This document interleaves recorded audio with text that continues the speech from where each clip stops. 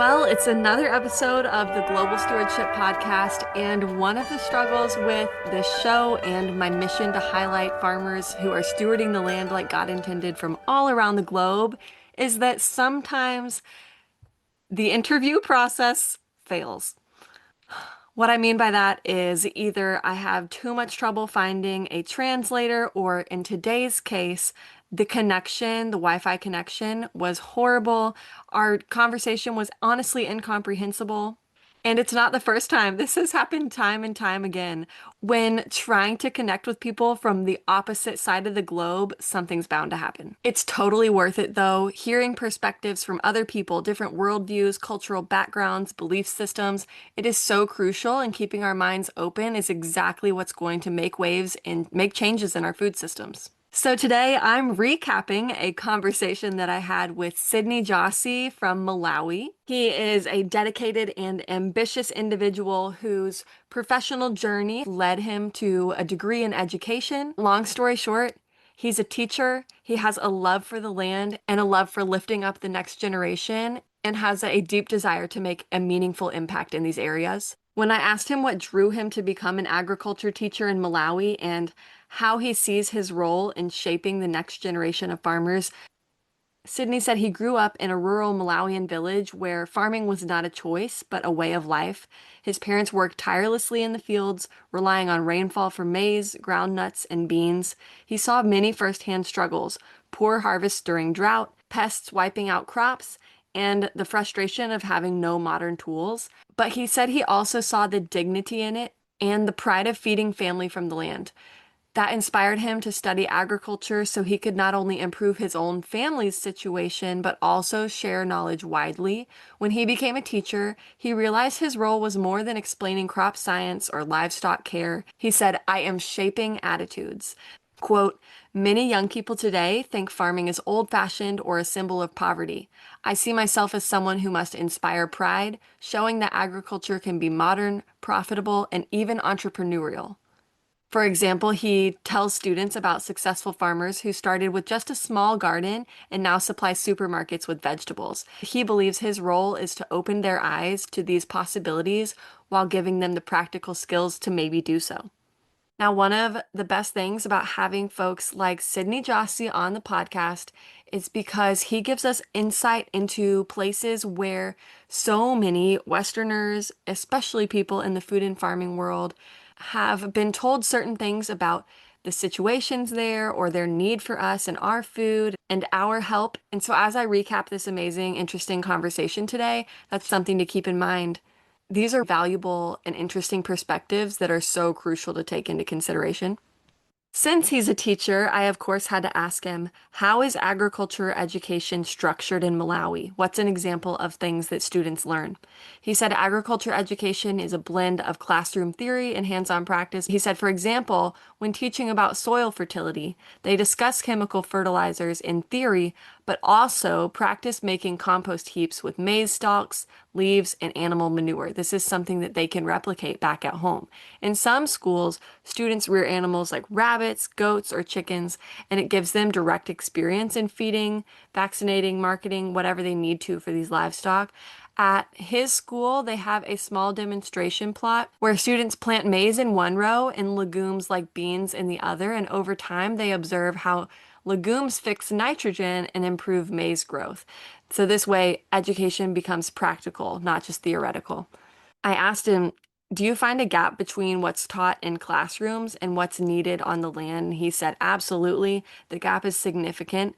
Their textbooks are often outdated, focusing on technologies that farmers can't even access. For instance, lessons on irrigation discuss drip systems, sprinklers, and mechanized pumps, but in rural communities, people depend entirely on rainfall. So if rains fail, their harvest fails.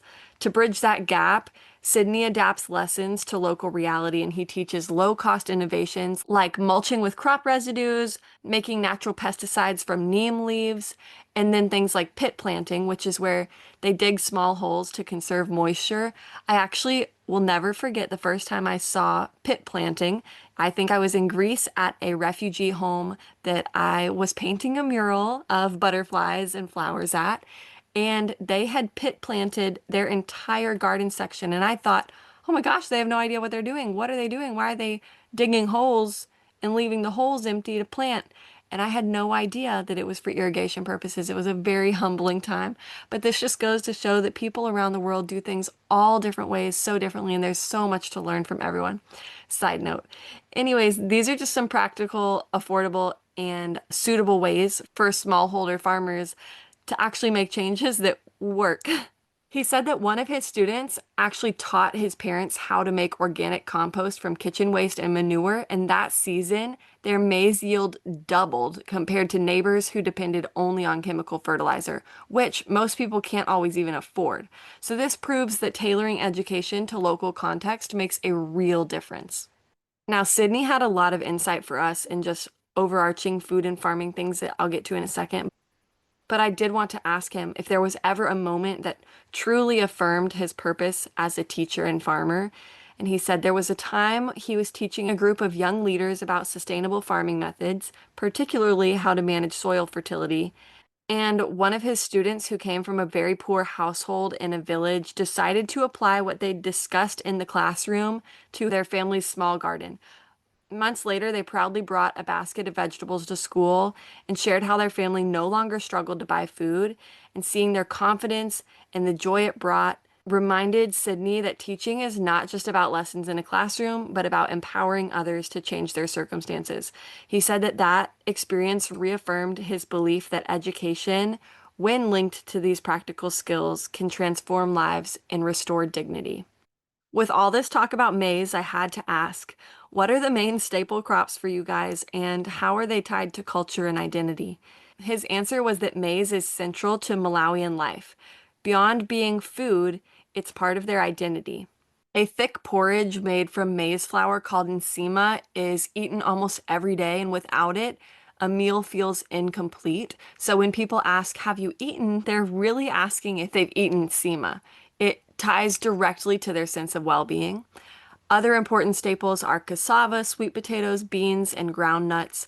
Cassava often serves as a hunger crop, sustaining families during droughts. But ground nuts are more than food. They are a crop of pride, and families use them to make relish or pay school fees.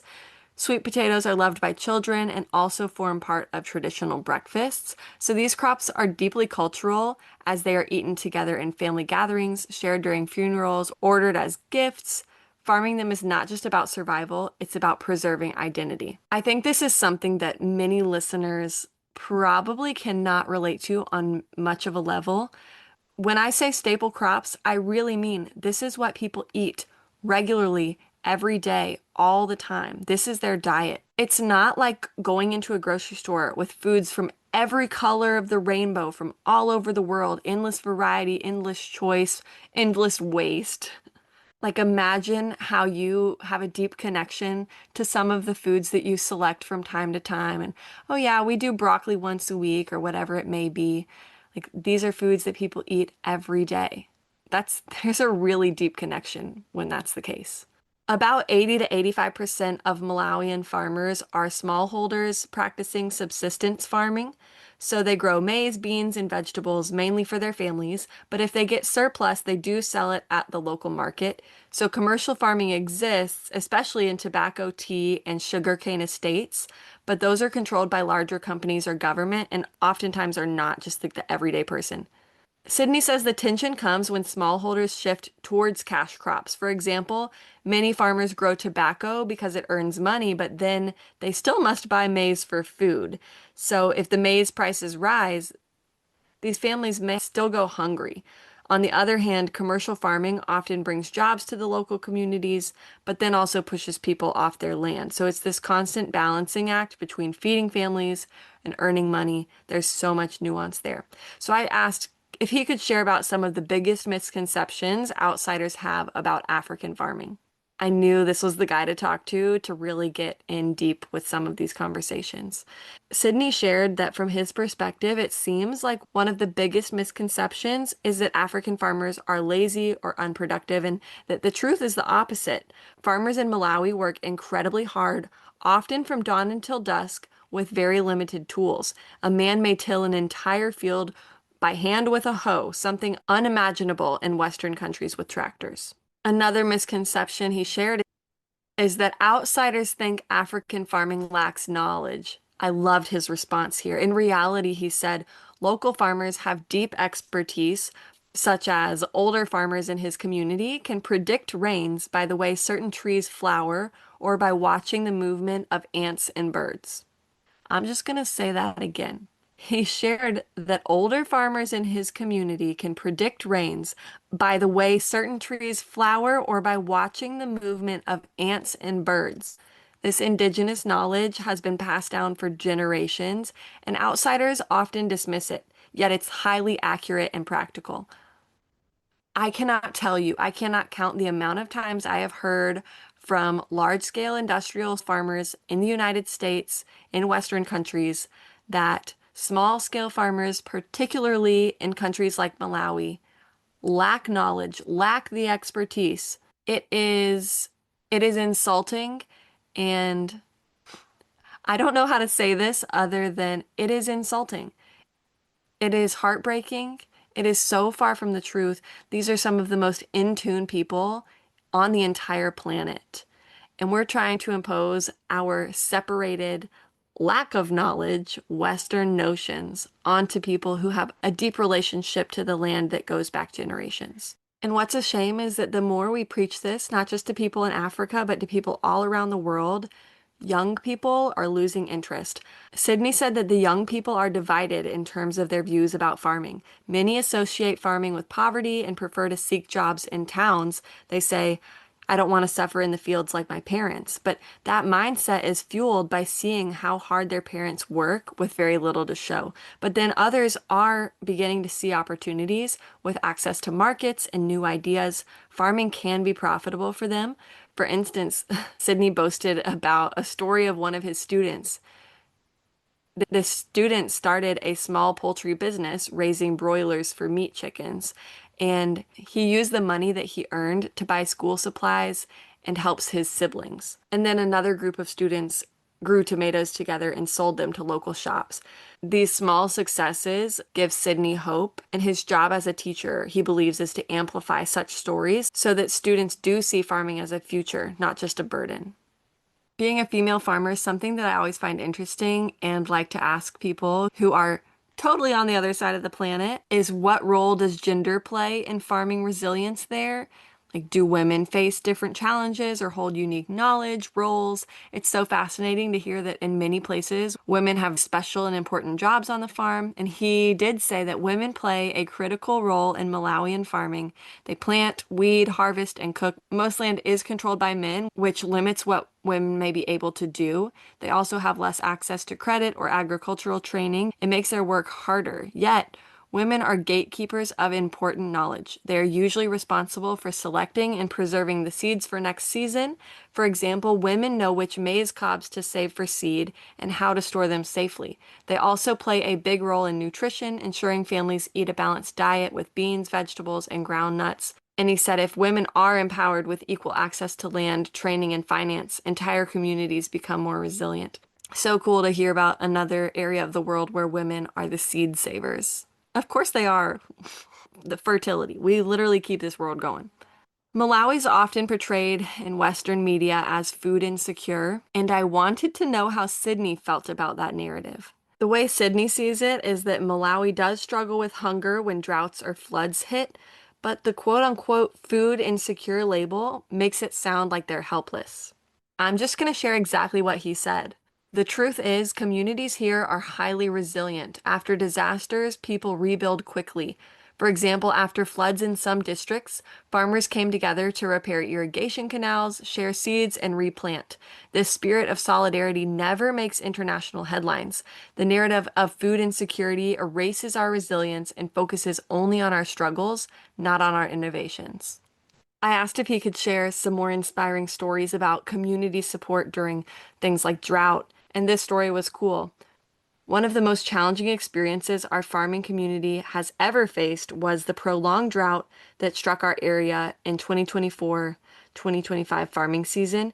The rains delayed for some months, and when they finally came, they were too little and too late to sustain most crops. Maize, which is our staple food, suffered the worst losses as entire fields dried up before reaching maturity. Other crops such as beans, groundnuts, and soya beans also withered under the scorching sun. The soil became extremely dry and cracked, making it difficult even to irrigate in areas without reliable water sources. This situation brought great hardship to many households.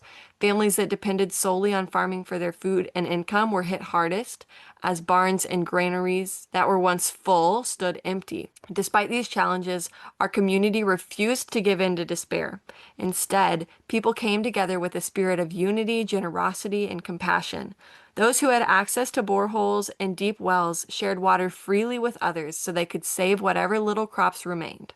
Some farmers who managed to harvest small quantities of drought-tolerant crops such as cassava and sweet potatoes donated part of their produce to families that had completely lost their harvests. Local leaders and faith-based organizations also played an important role in mobilizing relief efforts. Others offered technical advice on drought mitigation strategies. Through these collective efforts, our community demonstrated remarkable resilience and solidarity. He shared what began as a season of loss turned into a lesson in compassion and shared responsibility. The experience reminded us that no matter how harsh the environment becomes, the strength of unity can always sustain us. So then my question for him was, how do international aid programs affect farming there for better or worse? Sydney's response was spot on. He shares some examples of aid that has been helpful, different subsidy programs that have allowed small farmers access to inputs that have improved their yields, better seeds, that kind of thing. But he did share that aid that comes in the form of food handouts often undermines local farmers. I'm going to say that again. Aid that comes in the form of food handouts often undermines local farmers. He shared that when free food arrives, local maize or cassava becomes harder to sell. This discourages farmers from growing more, and a better way would maybe be to support local research, farmer cooperatives, and rural infrastructure like storage facilities and irrigation. What farmers need is empowerment, not dependency. Oh my goodness, Sydney, genius. What farmers need is empowerment, not dependency. I think this episode is for all of those folks out there who time and time again have told me, oh, when you're only talking about small scale regenerative agriculture, you're not going to feed a global population that way. We are not feeding the global population. It is a lie. We're feeding the world high horse that we've been on for the past few decades. It's not true. We are in many ways harming local communities all around the world, not just all around the world, right here in South Carolina. We are taking away business from small farmers and the ability for them to be sustainable and thrive in their local economies. What farmers need is empowerment, not dependency. Wow, fire. I asked if you could shift how the global food system interacts with African farmers, what would you change? And he'd push for fair trade. Right now, African farmers often sell their crops at very low prices, while imported goods dominate their markets. For example, farmers sell ground nuts cheaply, yet peanut butter from South Africa or Europe sells for much higher prices in their shops. So if farmers simply had access to processing equipment and fair markets, they could earn a living wage. And he'd also advocate for investment in local agro-processing industries so that things like ground nuts, raw products, can be transformed into finished goods right there in Malawi instead of being exported cheaply to be made into something somewhere else. That way, the true value stays in Malawi. When asked what kind of global support actually feels respectful and helpful to farmers on the ground, Sydney expressed that the most meaningful global support is support that listens to and empowers local voices. Too often, external aid comes with predetermined solutions that overlook the realities on the ground. What farmers truly need are partnerships that build the capacity farmers are able to reach, providing training, affordable equipment, and access to markets rather than handouts. For example, we were chatting about initiatives that will help farmers in Malawi process and preserve their own crops. When communities can process maize into flour, dry vegetables for storage, or, like he said, package groundnuts for sale, they earn more income and reduce waste. Practical support in such areas enables self-reliance and dignity. He said people who wish to help can do so by promoting fair trade, supporting local cooperatives, funding small scale processing equipment, or sharing technical expertise in ways that respect local traditions and knowledge. True assistance, he said, uplifts rather than replaces the efforts of those on the ground. It's actually pretty appalling to me that a few people in an office for corporations, genetically modified seed companies, all the agrochemical giants, that a limited few people around the world are sitting in offices making these decisions about basically how to make money in other countries under this mask of feeding the world. I asked if his students carry one lesson into their lives, what does he hope it is? The main lesson he wants them to take is that farming is dignity, not shame. It's the foundation of life, the source of food, and a pathway to independence. He wants them to respect the land, to combine indigenous wisdom with modern techniques, and to see agriculture as a profession that can lift families out of poverty. If even one student leaves his class believing farming can be a career, a business, and a source of pride, he'll feel like he succeeded. Even across the pond, that is so relatable. How many Americans do you know who believe that farming is a poor man's job? When I first began farming, my first season as a vendor at a farmer's market, selling the vegetables that I grew, I had multiple people say this to me, but I'll never forget the one day I had a gentleman, an older man, come up to me and he blatantly told me that farming will never make any money, that I'll never make any money as a farmer. I'll live my life poor, that I'm making a horrible decision for myself and my family. But he said to me, I really hope your husband has a real job. These are the belief systems that we're up against and are likely the same people who don't bat an eye when fewer and fewer people are farming.